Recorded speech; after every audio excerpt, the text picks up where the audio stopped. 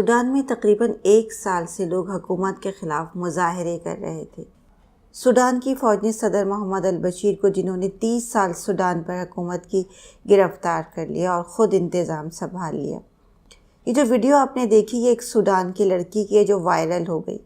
इसमें वो एक गाड़ी के ऊपर खड़ी हैं, पुरजोश अंदाज़ हैं, नारे लगवा रही हैं। बरतानवी अखबार दी गार्जियन के मुताबिक इस लड़की को सूडान के एक नए लीडर के तौर पर देखा जा रहा है। इनकी जो पहली तस्वीर सोशल मीडिया पर आई वो 8 अप्रैल 2019 को दारुल हुकूमत खर्तूम में जो मुजाहरा हुआ उसकी थी। 22 साला आले साले ने मजमे को एक नया जोश दिया और उनकी वजह से लोगों की तादाद में जहां इजाफा हुआ, वहां उनके बारे में ये भी कहा जा रहा है कि उनके इस एहतजाज के अंदाज ने लोगों को उकसाया कि वो आगे बढ़े और मोहम्मद अल-बशीर को इक़्तिदार से हटाए।